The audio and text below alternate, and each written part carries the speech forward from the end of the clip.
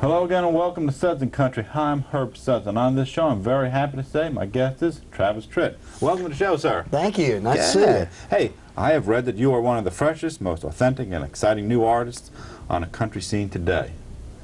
Well, that's very flattering. Happy to have you on the show. Thank you. Let's talk about your album, Country Club. The title track went top 10. The next two singles went number 1. What were they? The second single was Help Me Hold On. The third one was I'm Gonna Be Somebody. You wrote them? I wrote Help Me Hold On. How did it feel to write a number 1 song? That was just a dream come true. I mean, that's terrific. When you know that you created something that went to number 1, that's great. Yeah. And the album went gold? Yes, it did. As a matter of fact, just recently, back about a little over a month and a half ago. You, Help Me Hold On was the one you said you wrote. Yes. What's the storyline behind that? Well, the song is about, basically about a man who is, or a person who is trying to hold on to their spouse or their girlfriend or boyfriend or whatever the situation is.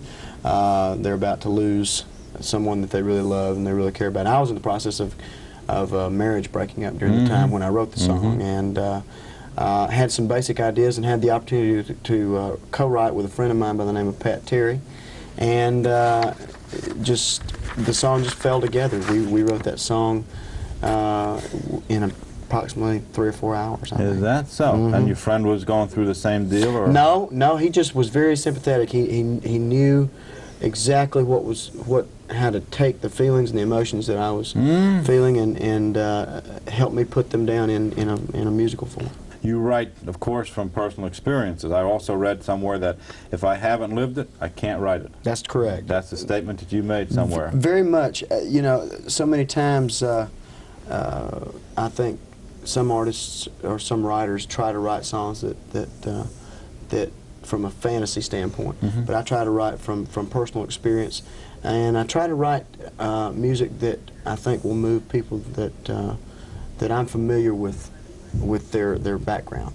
For example, I grew up around people, the hard-working, blue-collar workers, and my dad was a farmer, and my grandfather was a farmer, and my dad did all sorts of... And I'm still a farmer. Well, see, that's what I'm talking about. That's the kind of people that move this country, and they keep this country going. And so from that standpoint, I really feel like we need to concentrate our music on those people, because those are the people that keep buying our records. That when you write a song, you have these people in mind. That's who your music is geared to. Very much so. You know, I grew up around those kind of people, and those are the people that I identify with very well. There was this, I read a statement I'll get to a little bit later on. We'll talk about that again. Okay. Describe the Travis Tritt sound. Is it hardcore country? Is it well, you just said it's for real people with real situations in ordinary life.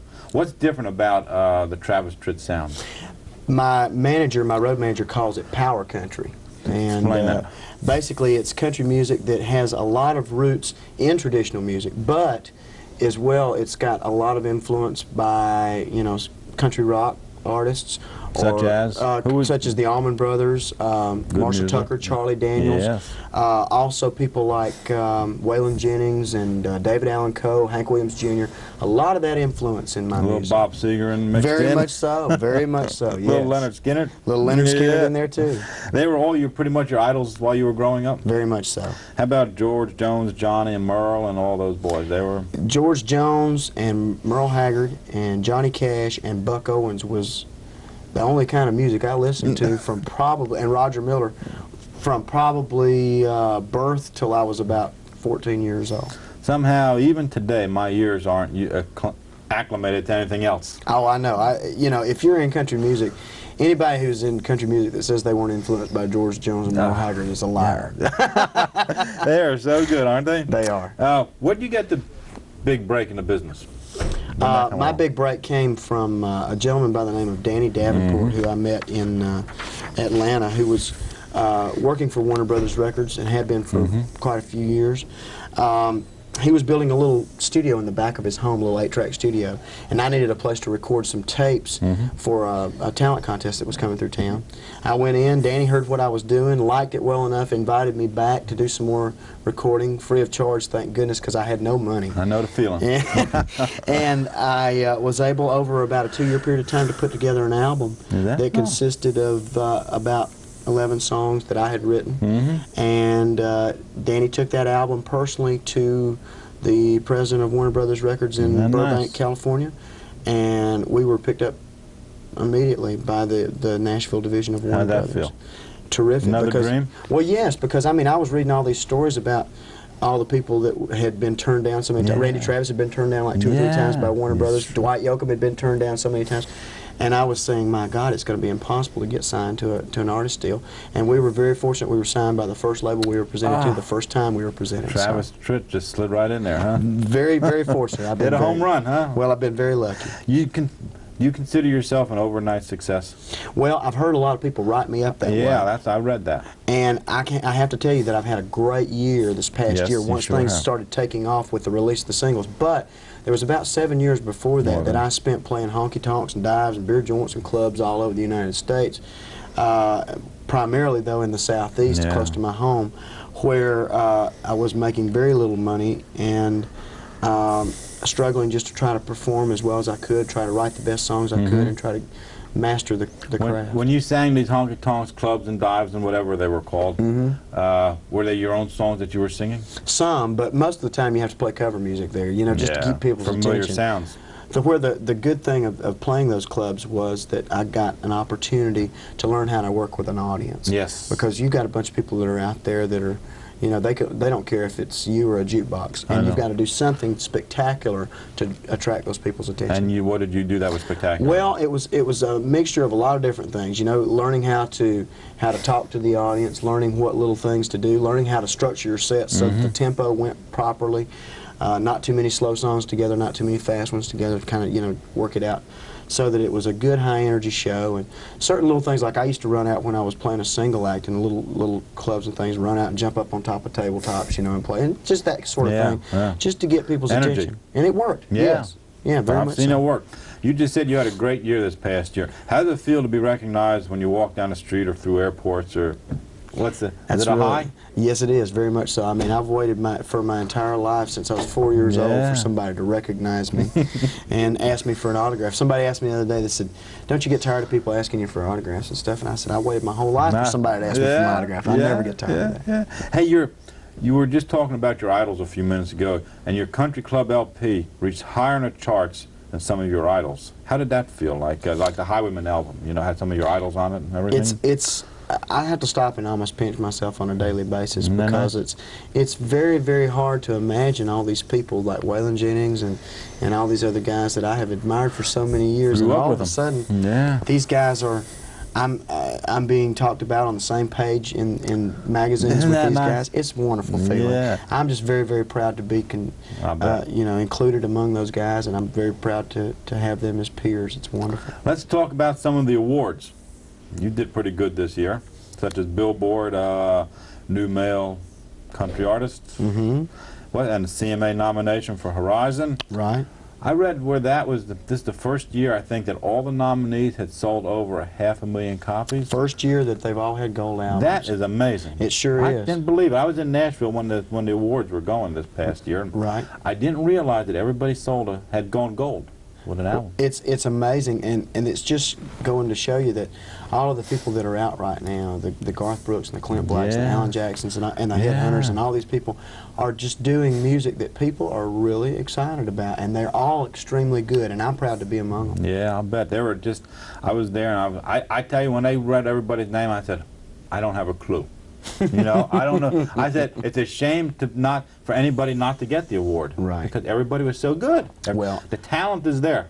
I felt that from the award show that the right man won the Horizon Award simply because of the fact Garth Brooks has been out longer. He's had more success, more of an opportunity, and I'm very proud for him. I'm a big fan of his music myself, and I'm very, very proud that he won. He's such a nice guy. Tell us about the amusement business nominee, new touring artist of the year. I never heard of that one. Yeah, the American Jukebox Awards basically is what that came from.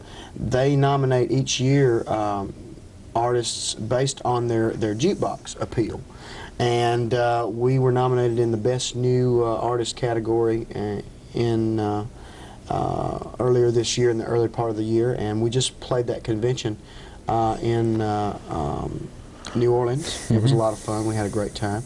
And then the SRO nominated us this year. They're a division of the CMA Awards, and they nominate usually like Touring Artist of the Year, Best Manager of the Year, Best Publicist of the Year, et cetera, so on and so forth.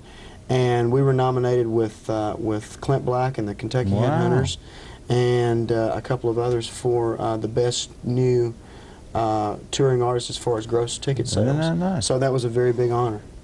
How about the Flood Aid with Charlie Daniels? Yeah, Charlie Daniels, I had an opportunity earlier this year. A lot of people that I know, and as a matter of fact, Danny Davenport, the gentleman that I spoke of earlier that discovered me, is from a little place called Copper Hill, Tennessee, just north of the, it's almost on the Georgia-Tennessee line. And earlier this year, in January or February, they were virtually, a 9-county area was virtually wiped out by flooding. And as a result of that, a lot of people lost their homes. The government wasn't able to supply enough funds to help people get back on their feet. So they called and asked if I would be willing to do a benefit show to try to help some of these people. And I said, well, I'd love to, but I'm just getting started as an artist. I'm a new artist. I don't feel like I could draw enough people to really make a difference. And they said, well, is there anybody you can call and bring in? And my first phone call was to Charlie Daniels, and he's been so nice to help me with things like that. And he was there. He committed himself in a heartbeat, and he was there, and we did a great show together, and it was a lot of fun. Plus, we had some other help from some other great artists, Mark Colley and Kevin Welch, and some other people, and it was great. We had a good time with it. How did it feel to open the show for Charlie? Charlie is my favorite person. I'll say this without holding back at all. Charlie is my favorite person in the world to work with on the road. Really? Out of all the people that I've ever been out with. Who have you opened shows for? Merle Haggard, Tanya Tucker, Asleep at the Wheel, Ricky Van Shelton, gosh, Randy Travis, KT Oslin. We've got some things coming up with Waylon Jennings. We've got some things coming up with Hank Jr., but we've opened a huge amount of shows. Charlie is the first person in the business, though, who has really given credibility to what I've done as far as an established artist, because he's gone around and made a lot of statements about me in public that were very, very nice. And Charlie's just a prince of a fellow. I just can't say enough about him. He's a wonderful human being. I play his music too. He's super. How many days are you on the road this year? I haven't counted them up, but I'm assuming we're probably doing somewhere in the neighborhood around 260 dates this year. That's a lot. Yeah, we're staying very, very busy. I've seen, I still live in Marietta, Georgia. I've seen the inside of my home probably about 14 or 15 days since March, so we've been very busy. What's the drawbacks about being on the road? Well, I think that the touring, the traveling, you know, a lot of times we spend 16, 17 hours on a bus straight, and that can be very tiring. But the payoff for that is when you get to walk out in front of an audience and play. The greatest thing that I get to do, and the easiest thing that I get to do, is walk out and perform for an audience. But it's the most fun, and to get that instant response from the fans in a town that you've never even been in before. For example, like we're playing tonight. So to walk in and have people that you know are there to see you play and that know the words to your songs, that makes it all worthwhile. Being on the road, though, it kind of cuts back on your time to write. Very much so. I normally write somewhere in the neighborhood of between 15 and 20 songs a year, and this year I think I have written about 5. So I've been cut back quite a drawback. bit. Yeah, there's always something going on. You can't sit down and concentrate on it. Something slides, doesn't it? Yes, always. No matter how good the times are, something has to slide. That's correct. Has anybody recorded any of your songs that you've written? No one else has. Just- We've talked about the possibility of maybe pitching some things to some other people, Good. and I've got some songs that I feel would be more right for other artists than they are for me, out of some of the things that I've written. But no, so far they haven't. You made a quote on one of the articles I had read that said you almost have to have as much patience as do talent. That's correct. Simply because you have to be able to wait for your record deal to come out. You have to be able to wait for your release dates, and then it seems like it takes forever. And just I remember waiting and waiting and waiting and hoping that we could get something off the ground, and then they would schedule a release date, and then they'd have to bump it up, and they'd bump it up again, and so yes, patience is a very big part of it. What changed in country music since the late 70s? Well, the late 70s was kind of the outlaw period. Now we've had a big movement with the traditionalists that have come back in with the Randy Travises and the Clint Blacks and the Ricky Van Sheltons, and that's great. I think what's happening now is we're starting to see a huge, it's like a melting pot, a huge variety of influences coming into country music, and I think that's good for country music because we're bringing in new audiences all the time. Your album, Country Club, and all the songs on it reflect this change? Very much so, because we're trying to show that we can do songs like Country Club, which is very straight-ahead country. Your Country Club LP sold more records, tapes, and CDs at Fanfare 1990. Is that true? That's correct. Than any other. I was amazed when I read that. Isn't that something? Isn't that something that just... How'd that feel? Very, very good, because that we were in there with people that had, Clint Black had a platinum album at the time. Garth Brooks, of course, has gone, crazy with some things. The album sales that he's had, I think he's selling like 70,000 albums a day now. So that's a great feeling. Just before I let you go, tell me about your new album, Little Feat. Oh, we just recorded a brand new album that'll be out next May. We've got 2 cuts on the album that we just recorded with the band Little Feat out in Los Angeles, and I think it's going to be a great addition. Bring that into the conversation. Exactly. I think it's going to be a lot of fun. Good, good. Well, I think it's time for you to go do a show, isn't it? I'm ready to go play. I'll tell you what, Travis, it's been a pleasure having you on the show. Nice to meet you. Thank you so much. It's been a pleasure, and good continued success. Well, as I say, this is Herb Sudson. Until next time, keep smiling and keep it country, and do play Travis Tritt music.